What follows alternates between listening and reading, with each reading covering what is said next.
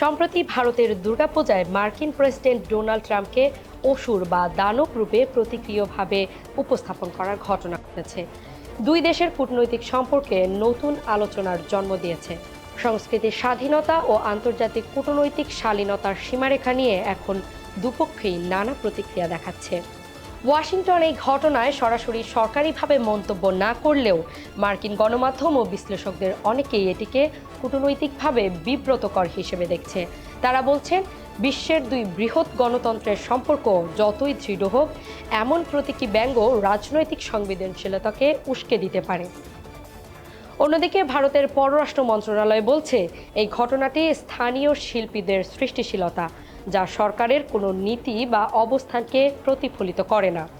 তারা আশা প্রকাশ করেছে, যুক্তরাষ্ট্র এই বিষয়টিকে সংস্কৃতিগত দৃষ্টিতেই দেখবে, কূটনৈতিক প্রেক্ষিতে নয়।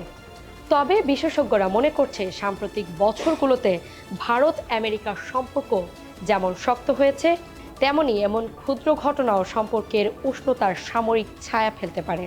কূটনৈতিক পর্যবেক্ষকরা বলছেন, সম্পর্ক তলানি বা নিচের দিকে নামছে না, তবে পারস্পরিক সংবেদনশীলতা এবং সম্মানের ভারসাম্য বজায় না থাকলে ভবিষ্যতে তা ফাটল ধরাতে পারে।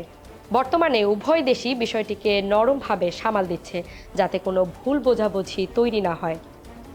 দুর্গাপূজায় এই প্রতীকী ঘটনা আমেরিকা ও ভারতের সম্পর্ককে নতুন এক বাস্তবতার সামনে দাঁড় করিয়েছে, যেখানে সাংস্কৃতিক স্বাধীনতা ও কূটনৈতিক সতর্কতার সূক্ষ্ম সীমারেখা আরও স্পষ্ট হওয়া জরুরি।